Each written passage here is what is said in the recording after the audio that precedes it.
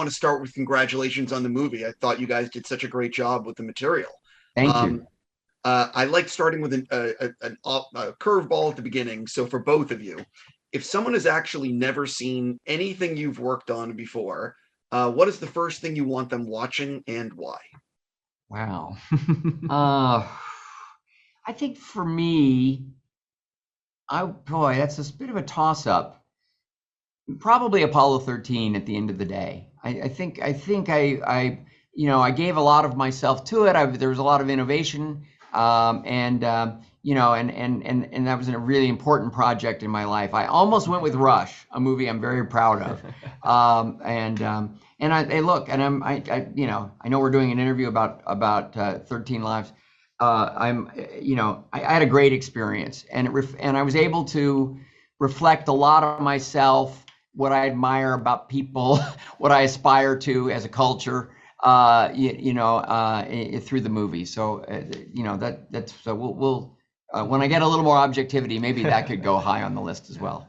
And for me, because like in many ways, 13 Lives is pretty much similar to the kind of films that I make as a producer, because I like to make films that say something about the state of the world that we live in, whether it be from real events, real people, characters, and they're not necessarily the easy questions either. But the thing is that they really are things that make you understand and think about where we are. And this film, when Ron asked me to be, part of it, I was so touched, because what he said was that, this is during the pandemic. It was like, June of 2020. And he said, the world is, going through some really tough times, both pandemic wise and social politically.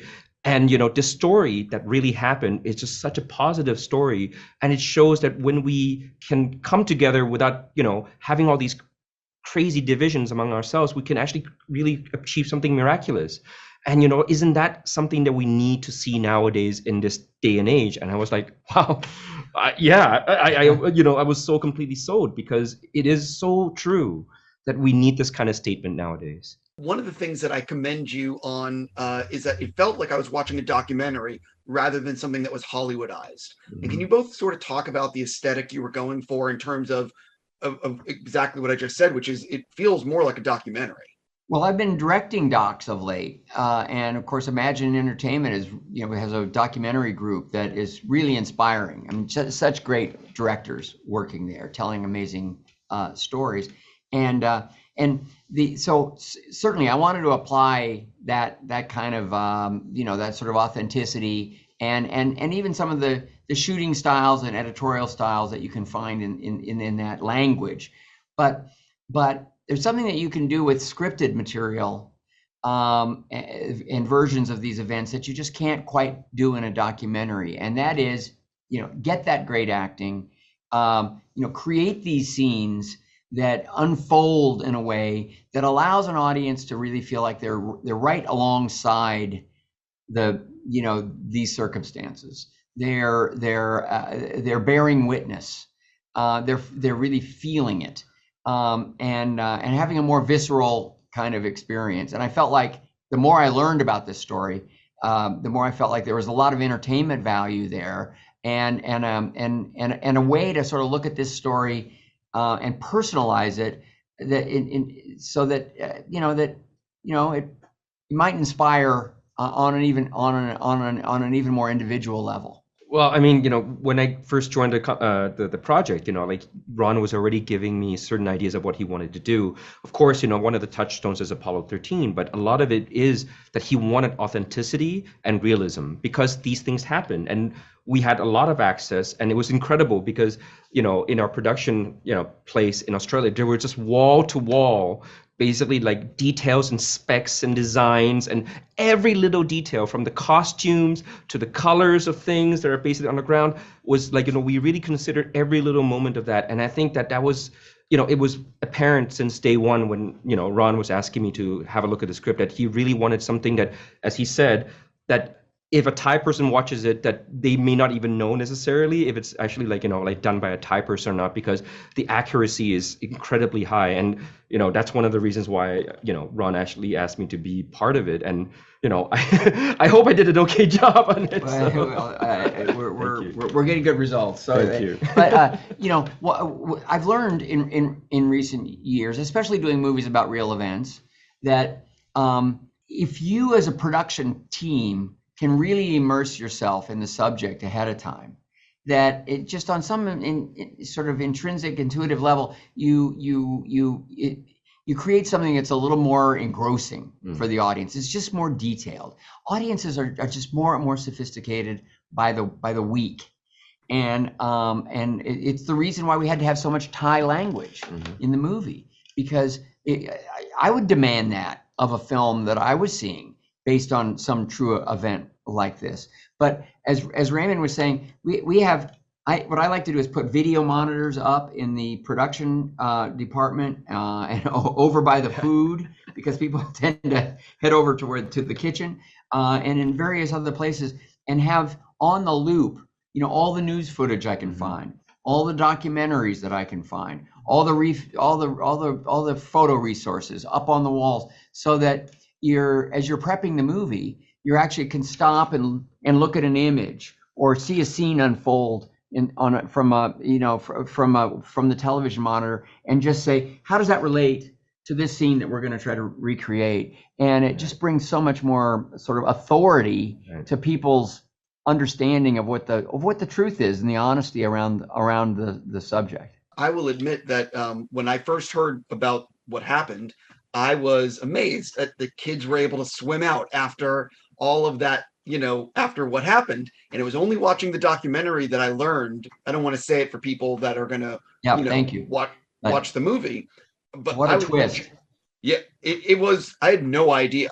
Well, it's amazing, and look, there are all kinds of acts of courage that are demonstrated in the real event, and I selected a few to try to underscore. It's an amazing story. This is a story that just goes on and on and on, and you can keep looking at it from different vantages, and it's all valid. And if people are intrigued by this, I certainly hope they see our film. But our film is going to be seen slightly through a different lens than the documentaries. Anything else you might see down the road, that's going to be its own perspective as well. All valid and all really interesting. But there are so many instances of people making difficult decisions, making sacrifices. That takes courage, and that's heroic. And the outcome was gratefully something that everyone can be proud of for the rest of their lives. Something that I thought you guys did a really good job with, one of the many things, is the water sequences were very claustrophobic. And obviously you need to really put the actor, basically, can you talk a little bit about filming the water sequences and what the actors really had to go through to make what it looks like on screen?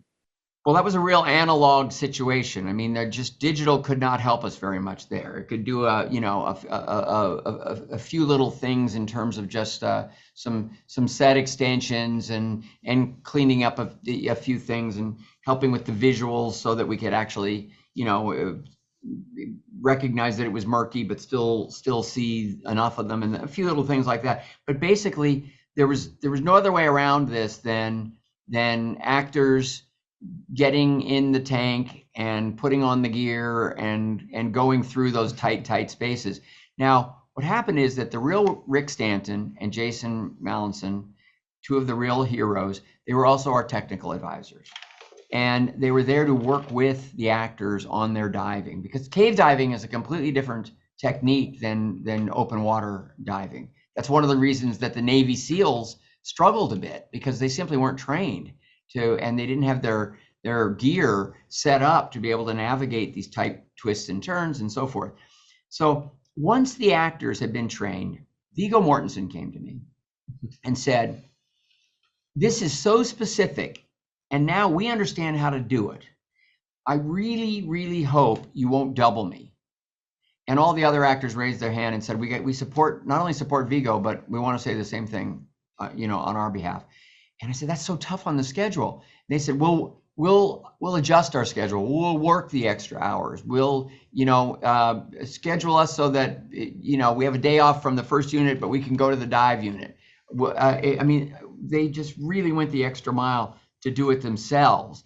Now that gave me as a director this possibility of doing these long lingering shots that would unfold, and you'd recognize without a cut or an edit in any kind that, oh, that really is Viggo Mortensen. Clearly, that's Colin Farrell, that's Joel Edgerton, and it's just on a subliminal level that connects the audience all the more to the suspense and the drama and the feeling that they're being transported somewhere. And isn't that what movies really do? For people, is it's immersive and it transports us at its best. On that note, I need to stop. I'm just going to say, seriously, congrats on the movie. Hope it's a big hit for you guys. Thank you for giving me your time. Thank you so much. Good talking to you.